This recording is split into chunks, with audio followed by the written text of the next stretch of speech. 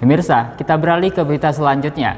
Dalam 2 hari ke depan, sebagian besar kawasan di Kaltara akan diperkirakan akan mengalami cuaca ekstrim, yakni hujan dengan intensitas sedang hingga lebat dalam waktu yang cukup lama. Perakirawan cuaca BMKG Tarakan, Ra'aina Farah menjelaskan, potensi cuaca ekstrim 2 hari ke depan selain menimbulkan hujan dengan intensitas sedang hingga lebat dalam waktu lama, biasanya juga dibarengi dengan kilatan, petir, dan angin kencang. Adapun lamanya intensitas hujan yang terjadi dapat menyebabkan potensi banjir di beberapa titik pada daerah yang memiliki wilayah rendah, termasuk di daerah pesisir bisa berpotensi terjadi banjir ROB. Berdasarkan perkiraan cuaca, sejumlah daerah di Kaltara bagian barat seperti Nunukan, Krayan, Malinau, KTT, dan Kabupaten Bulungan akan mengalami potensi hujan yang terjadi pada malam hari.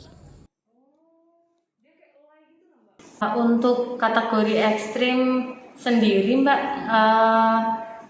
masuk ke kategori cuaca ekstrim begitu. Jadi kalau misalkan cuaca ekstrim sendiri nanti biasanya ada peringatan dininya ya. Nah, peringatan dini cuaca ekstrim itu meliputi hujan dengan intensitas sedang hingga lebat yang disertai biasanya kilat, petir, dan juga angin kencang. Itu untuk kategori ekstrimnya.